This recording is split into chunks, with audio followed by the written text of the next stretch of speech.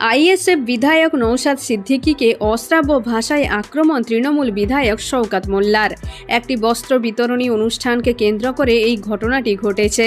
অনুষ্ঠান থেকে এলাকার মহিলাদের শওকতের পরামর্শ, নওশাদকে দেখলেই ঝাঁটা দিয়ে বের করে দিন।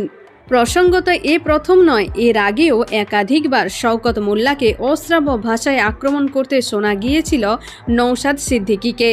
আসন্ন লোকসভা ভোটে ডায়মন্ড হারবার কেন্দ্র থেকে নওশাদ প্রার্থী হওয়ার ইচ্ছা প্রকাশ করতেই কার্যত তেতে ওঠে এ রাজ্যের শাসক দল। এরপর থেকে বিভিন্ন কর্মসূচিতে কার্যত আইএসএফ বিধায়ককে আক্রমণ করেন শওকত। এর আগেও তাকে ঝাঁটা মারার নিদান দিয়েছিলেন তিনি। ভাঙড় ১ নম্বর ব্লক তৃণমূল কংগ্রেসের ডাকে বস্ত্র বিতরণ অনুষ্ঠান অনুষ্ঠিত হয় বড়ালিতে।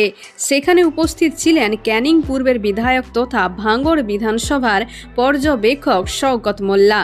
অনুষ্ঠানের মঞ্চে দাঁড়িয়ে ভাঙড়ের আইএসএফ বিধায়ক নওশাদ সিদ্দিকীকে কড়া ভাষায় আক্রমণ করেন শওকত মোল্লা।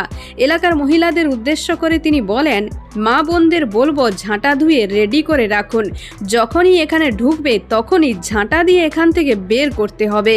ওর মুখোশ মানুষের সামনে নিয়ে আসতে হবে, একটা অপদার্থ। তো বন্ধুরা, এখন এই পর্যন্ত। আবারও দেখা হচ্ছে রাজনীতির পরবর্তী আপডেট নিয়ে। ধন্যবাদ।